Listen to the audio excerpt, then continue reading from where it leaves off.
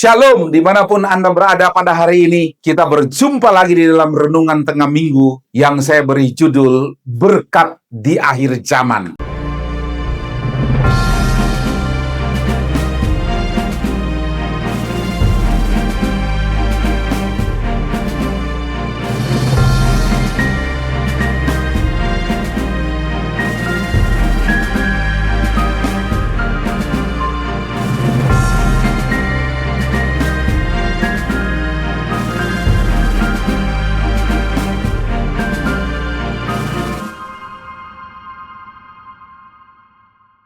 Firman Tuhan di dalam Injil Matius, pasalnya yang ke-24, ayat yang ke-14, mengatakan demikian. Dan Injil Kerajaan ini akan diberitakan di seluruh dunia, menjadi kesaksian bagi semua bangsa. Sesudah itu barulah tiba kesudahannya. Pada akhir zaman, kita bukan hanya melihat banyaknya penganiayaan seperti yang dikatakan oleh Alkitab, sehingga banyak orang yang mulai takut dan gentar. Namun di akhir zaman ada berkat-berkat yang Tuhan sediakan untuk kita nikmati. Paling tidak ada 4 hal berkat yang dapat kita nikmati di akhir zaman ini. Yang pertama, menjadi saksi mata di akhir zaman ini. Dalam Injil Lukas 24 ayat yang ke-48 menyatakan, kamu adalah saksi dari semuanya ini. Hal ini merupakan berkat Tuhan yang sangat besar bagi kita orang percaya di akhir zaman ini. Sebagaimana orang percaya, kitalah akan menjadi saksi mata dari semua peristiwa. Kalau nabi-nabi pada zaman dahulu hanya dapat bernubuat tentang akhir zaman, tetapi kita akan menjadi saksi dari semua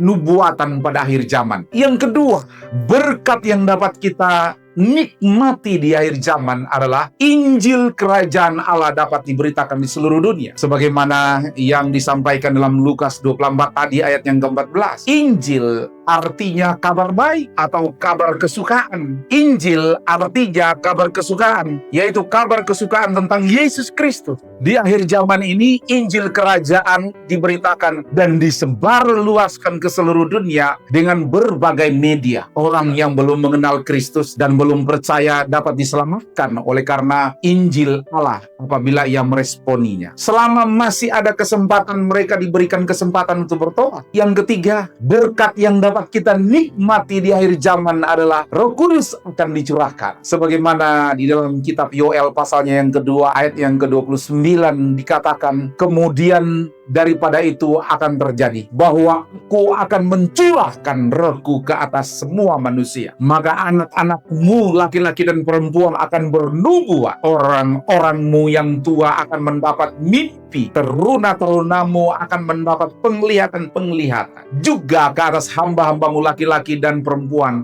akan kucurahkan Rohku pada hari-hari itu. Akhir zaman adalah masa anugerah Allah untuk mencurahkan Roh-Nya secara luar biasa kepada umatnya. Roh Kudus akan bekerja secara luar biasa di tengah-tengah umatnya. Ketika Roh Kudus tercurah, pasti ada sesuatu yang terjadi untuk membangun tubuhnya. Yang keempat, berkat yang dapat kita nikmati di akhir zaman ini adalah Yesus akan datang dan menjemput kita sebagai mempelai wanita. Dalam 1 Tesalonika pasalnya yang keempat, ayat yang ke-14 sampai ayat yang ke-18.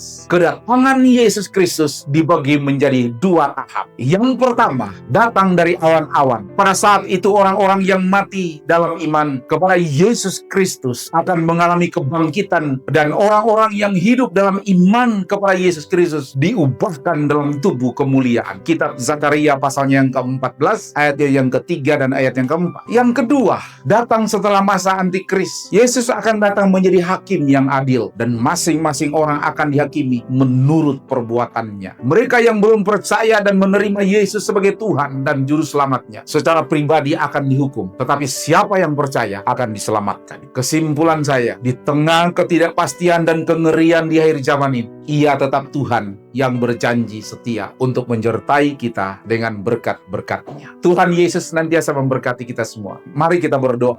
Tuhan, hamba-Mu berdoa, kami menyerahkan semua anak-anak-Mu dimanapun mereka berada pada hari ini. Tuhan yang memimpin, menuntun kehidupan mereka. Kami yakin dan percaya kami akan menerima bagian yang Engkau janjikan di dalam kehidupan kami, yaitu berkat di akhir zaman ini. Engkau akan memberikan berlipat berlipat-lipat kali ganda dalam hidup kami. Kami akan ketemu dengan Tuhan yang setia di dalam janjinya, bahwa Engkau akan memberi berkat dalam hidup kami. Berkat di mana kami akan menikmati karyamu sampai pada akhirnya Engkau menjemput hidup kami. Kami sungguh bersyukur untuk hari ini. Hari kemenangan, hari mujizat, hari di mana kami melihat perkara-perkara yang ajaib terjadi di depan mata kami. Terima kasih untuk keluarga yang terbaik. Terima kasih untuk studi anak-anak kami yang terbaik. Masa depan yang terbaik. Kehidupan yang terbaik. Keluarga yang terbaik. Kesehatan juga yang terbaik. Masa depan yang terbaik. Semua yang Allah janjikan di dalam Allah yang terbaik. Kami sungguh bersyukur dan berterima kasih. Demi nama Tuhan Yesus yang hidup, kami mengucap syukur dan berdoa.